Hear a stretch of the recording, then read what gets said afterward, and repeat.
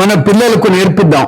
భారత మాజీ రక్షణ మంత్రిగా ఎదిగిన సాధారణ వ్యక్తి దివంగత మనోహర్ పారీకర్ రాసిన పుచ్చకాయల కథ నేను ఈ మధ్యనే చూశాను.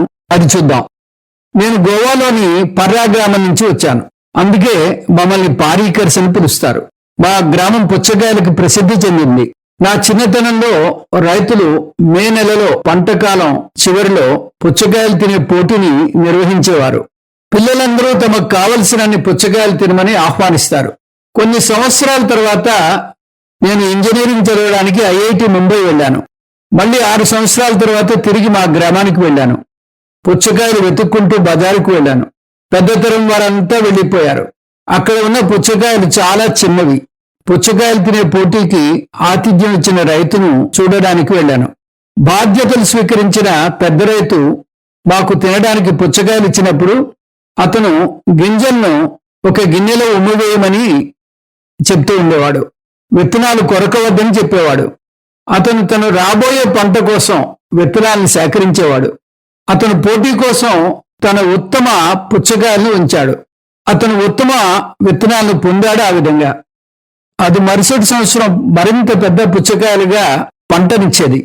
అతని కుమారుడు బాధ్యతలు స్వీకరించినప్పుడు పెద్ద పుచ్చకాయలకు మార్కెట్లో ఎక్కువ డబ్బు వస్తుందని గ్రహించి పెద్దవాటిని విక్రయించి చిన్నవాటిని పోటీకి ఉంచాడు.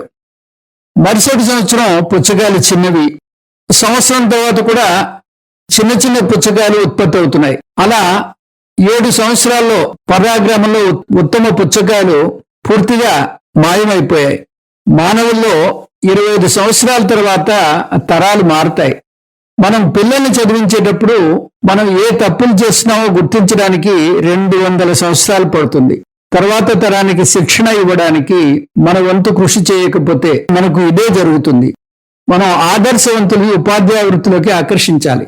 తర్వాత తరానికి ఉత్తమమైన వాటిని అందించడంలో మనలో ప్రతి ఒక్కరి బాధ్యత ఉంది. మనం సరైన విలువలను రేపటి తరానికి అందించకపోతే వారు తప్పిపోతారు.